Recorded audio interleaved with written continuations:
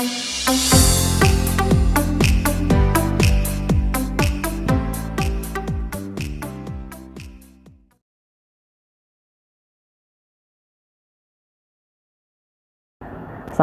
warahmatullahi wabarakatuh.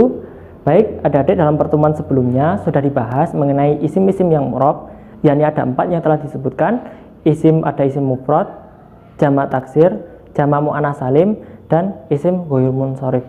Nah, untuk urutan i'rab yang pertama pada isim mufrad itu rafa'nya menggunakan dhamma, nasabnya menggunakan fathah, khafdnya menggunakan kasrah. Untuk jamak taksir itu sama halnya dengan isim mufrad. Rafa'nya menggunakan dhamma, nasabnya menggunakan fathah, khafdnya menggunakan kasrah. Nah, pada urutan yang ketiga, pada jamak muannats salim itu mulai agak berubah, adik-adik, yakni rafa'nya menggunakan dhamma, nasabnya menggunakan kasrah, dan khafdnya juga menggunakan kasrah. Padahal alamat asli i'rab nasab adalah menggunakan fathah. Untuk yang keempat adalah isim ghairul munsharif. Nah, urutan i'rabnya rafa'nya menggunakan dhamma, nasabnya menggunakan fathah, khafdnya menggunakan fathah. Padahal alamat tanda asli i'rab khafd adalah kasrah. Pada pertemuan kali ini kita akan melanjutkan pertemuan sebelumnya, yakni isim-isim yang mu'rab yang kelima dan yang keenam, tentang isim maksur dan manqus. Untuk urutan i'rab, isim maksur itu sama hanya dengan isim mufrad. Rafa'nya menggunakan dhamma, nasabnya menggunakan kasrah, nasabnya menggunakan fathah, khafdnya menggunakan kasrah.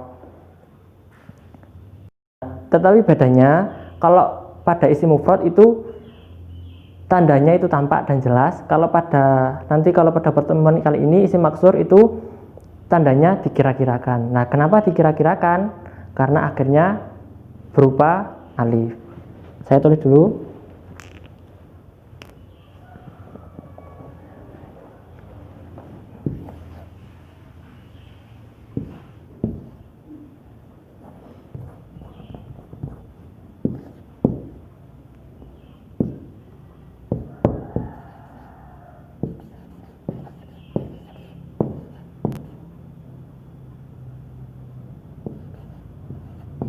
Isim maksur adalah isim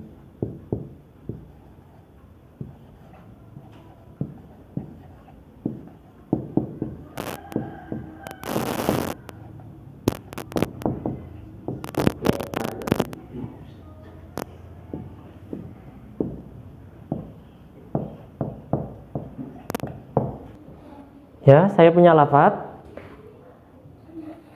Musa. Musa.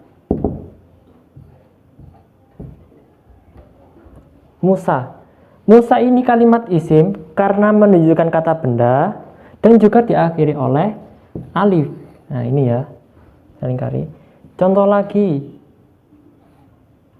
al-huda.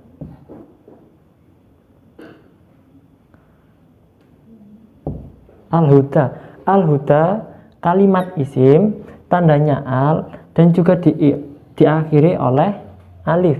Contoh lagi,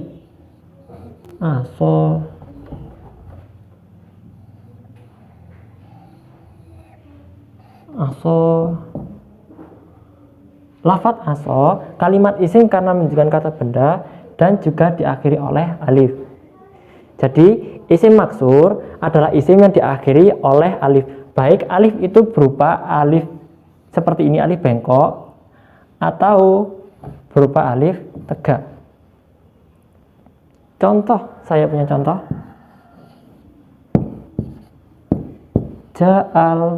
Ja'a al-fata.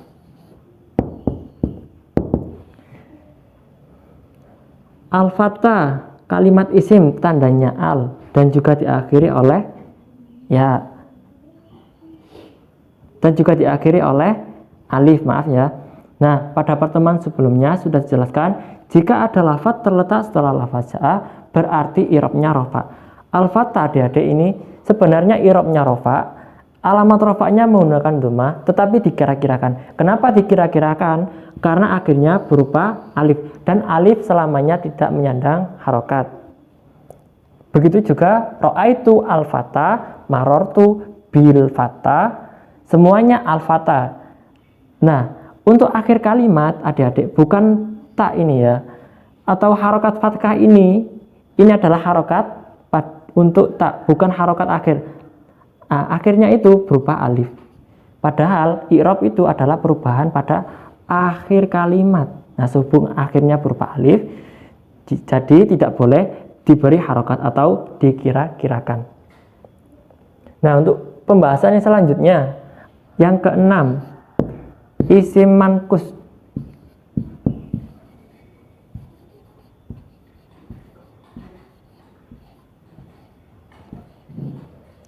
Isim mankus adik-adik adalah isim yang diakhiri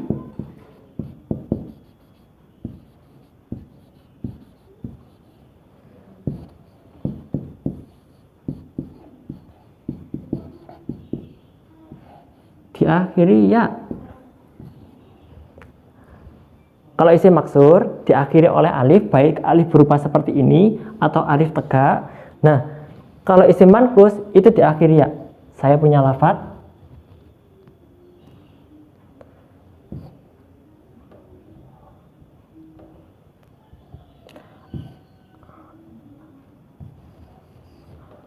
ar-radhi.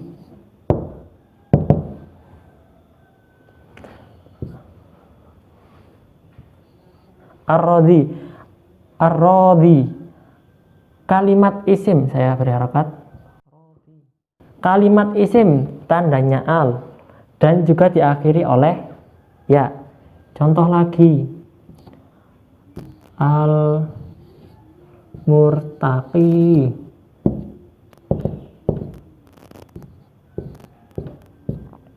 Al-murtaqi, kalimat isim tandanya al dan juga diakhiri oleh ya. Contoh lagi,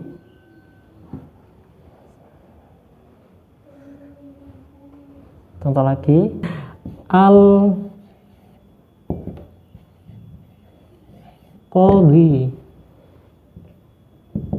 Al-qadhi, kalimat isim tandanya al dan juga diakhiri oleh ya. Jadi lafadz ar-radhi, al-murtaqi, al-qadhi ini adalah isim mankus, jadi isim yang diakhiri oleh ya. Saya punya contoh, ja'a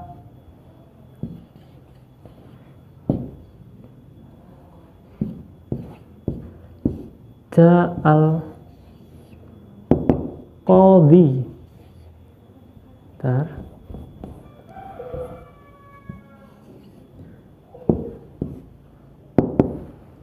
Ja'al qadhi. Al-qadhi kalimat isim tandanya al dan juga diakhiri oleh ya. Berarti al-qadhi adalah isim mankus. Nah, pada pertemuan sebelumnya, jika ada lafadz setelah ja'a, berarti lafadz sesudahnya adalah i'rabnya rofa. Nah, al-qadhi ini sehubung terletak setelah lafadz ja'a, berarti al-qadhi i'rabnya rofa. Kalimat isim tandanya al, hukumnya mu'rab, maudhi i'rabnya rofa, tandanya dhammah yang dikira-kirakan. Kenapa kok dikira-kirakan? Karena ya itu berat menyandang harokat dhammah. Nah, tetapi untuk memudahkan adik-adik dalam mengi'rab isim mankus, kita buat mudah saja. Jadi i'rabnya seperti ini. Al-qadhi, kalimat isim tandanya al, hukumnya mu'rab, maudhi i'rabnya mungkin rofa, mungkin khafat, karena termasuk isim mankus. Ini ya. Nah, perlu kita ingat bahwa i'rab pada isim mankus itu rofaknya menggunakan dhammah, nasabnya menggunakan fathah, khafatnya menggunakan kasroh. Kalau tadi pada isim maksur semua tanda itu dikira-kirakan, kalau pada isim mankus itu hanya dua tanda yang dikira-kirakan, i'rab pada i'rab rofa dan khafat. Nah, kecuali pada i'rab nasab. Contoh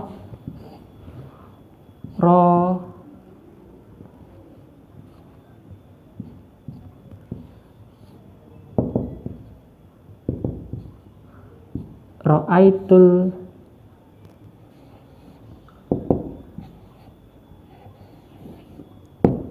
qadhi. Ro'aitul qadhi. Nah, pada pertemuan sebelumnya, jika ada lafadz terletak setelah lafadz ro'aitu, berarti i'rabnya nasab. Nah, sehubung al-qadhi ini berada setelah lafadz ro'aitu, berarti i'rabnya nasab. Pada i'rab nasab pada isim manqus ini tandanya tampak pada akhir kalimat. Jadi ro'aitu al-qadhiyah tampak. Kenapa tampak?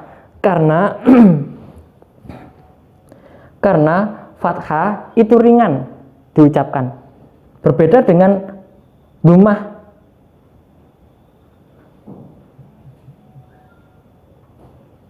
Berbeda dengan dhammah dan kasroh. Al-qadhiyi.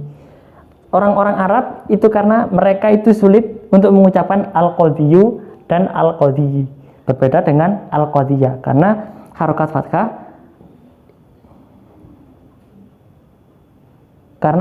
fathah itu ringan. Nah, itu adalah keterangan dari isim manqus. Nah, jika diteliti adik-adik, contoh-contoh pada isim maksur dan isim manqus itu seakan-akan hampir sama, diakhiri oleh seperti ini.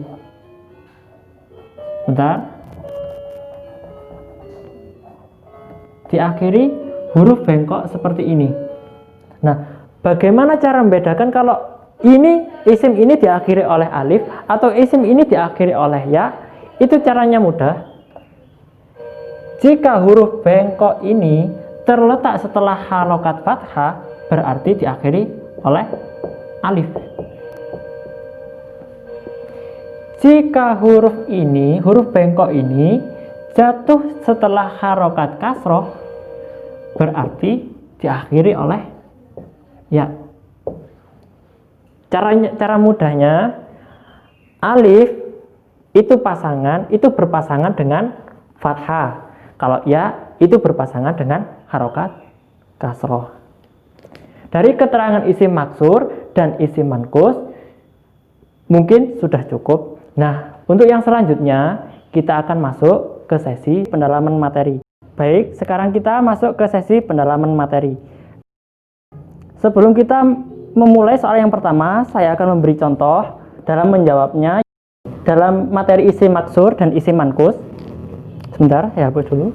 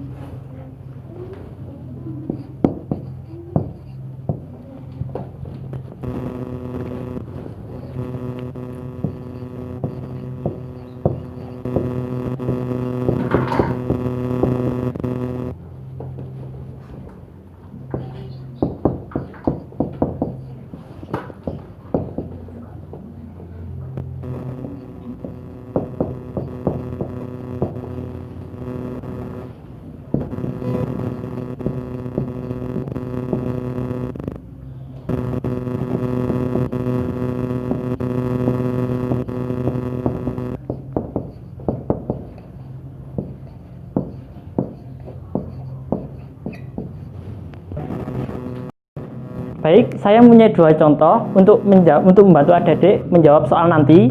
Yang pertama, al-fata, kalimat isim, tandanya al, hukumnya mu'rab, maudhi, dan ini kurang.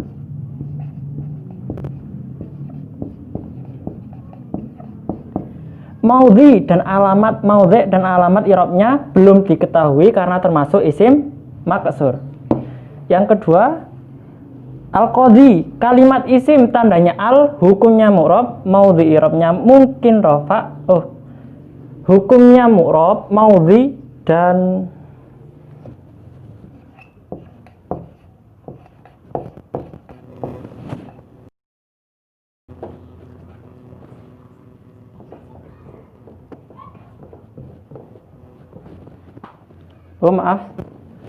contoh al-qadhi, kalimat isim tandanya al, hukumnya mu'rab, maudhi i'rabnya mungkin rafa, mungkin khafat, tandanya dikira-kirakan karena termasuk isim mankus.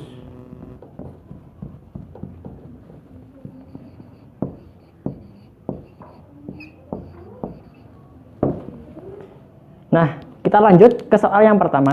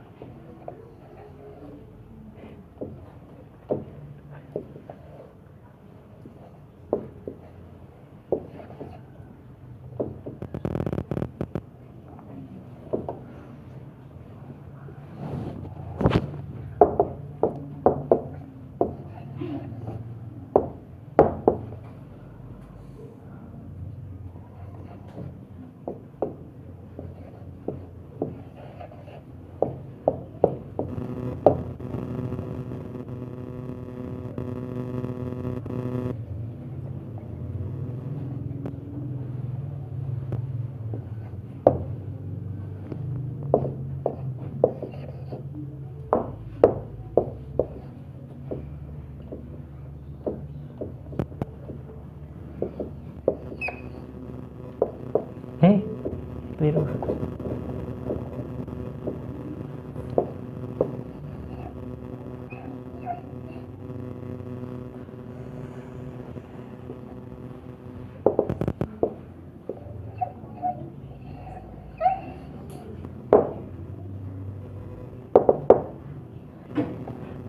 Baik, saya mempunyai contoh yang pertama, lafadz Umaru yadhabu ma'a walidihi ilal mustasfa. Kita awali soal yang pertama. Umaru artinya Umar, nama orang. Ya, Ananda Umam.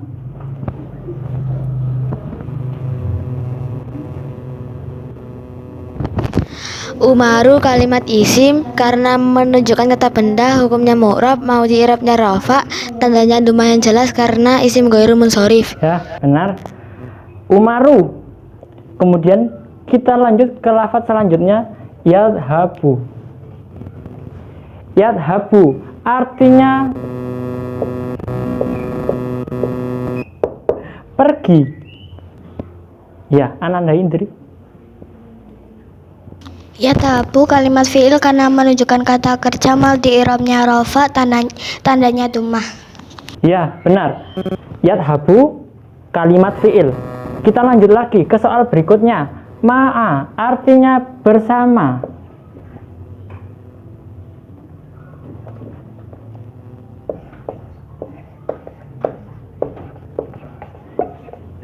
Artinya bersama.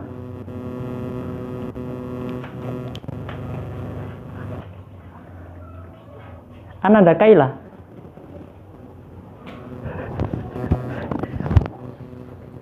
Ma'a kalimat isim karena menjadi mudhaf, hukumnya mu'rab, mau di i'rabnya nasab, tandanya fathah yang jelas karena isim mufrad sahih lahir. Ya, benar. Ma'a. Selanjutnya, walidihi artinya ayah. Walidihi ayah. Ya, Ananda Eli. Walidi kalimat isim tandanya khafid, hukumnya mu'rab, mau di i'rabnya khafid, tandanya kasrah yang jelas karena isim mufrad sahih lahir. Ya, benar. Selanjut lagi, soal berikutnya. Hak artinya nya.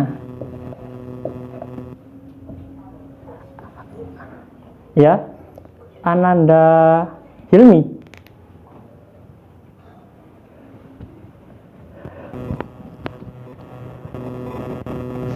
Hak kalimat isim karena menunjukkan kata kati, hukumnya beni karena damir wani kasroh.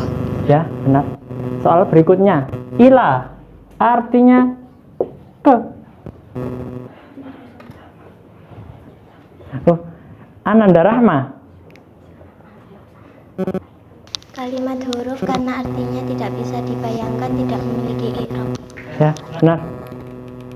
Kita lanjut lagi. Lafadz al-mustasfa artinya rumah sakit.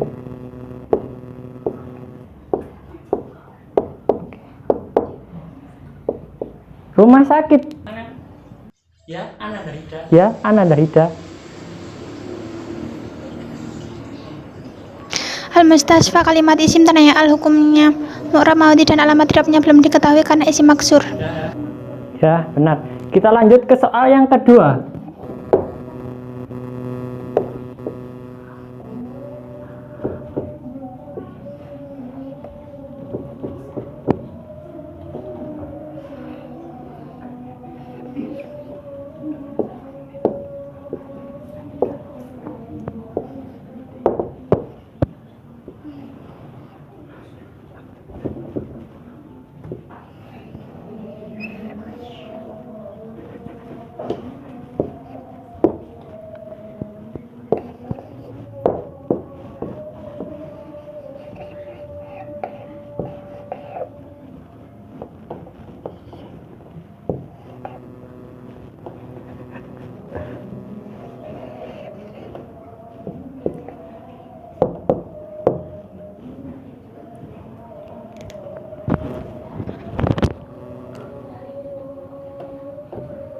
Contoh yang kedua, al-musolli yusolli fil masjidi.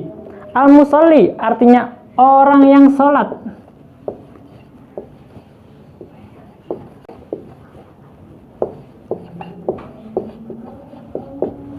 artinya orang yang sholat.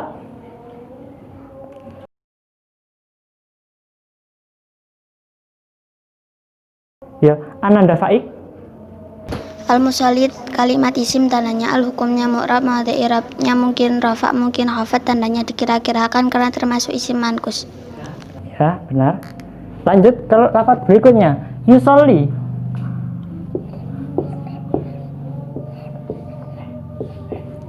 Nah, lafaz yusolli aslinya,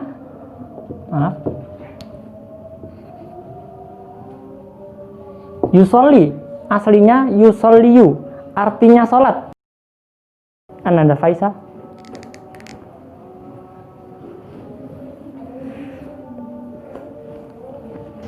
Yusolliyu kalimat fi'il karena menunjukkan kata kerja, akunya mu'rab dan rafa dan dumah. Ya, benar. Lafaz selanjutnya, fi, di dalam. Ananda Zidan. Fi kalimat huruf karena artinya tidak bisa dibayangkan, tidak memiliki i'rab. Ya, benar. Al-masjidi artinya masjid.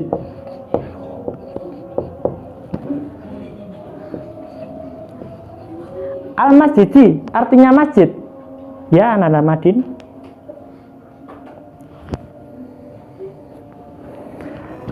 Al-Masjidi kalimat isim tandanya al, hukumnya mu'rab, materi i'rabnya khafat, tandanya kasrah yang jelas karena isim mufrad soal akhir. Ya, benar. Mungkin cukup pendalaman materi hari ini. Semoga bermanfaat. Saya akhiri. Assalamualaikum warahmatullahi wabarakatuh.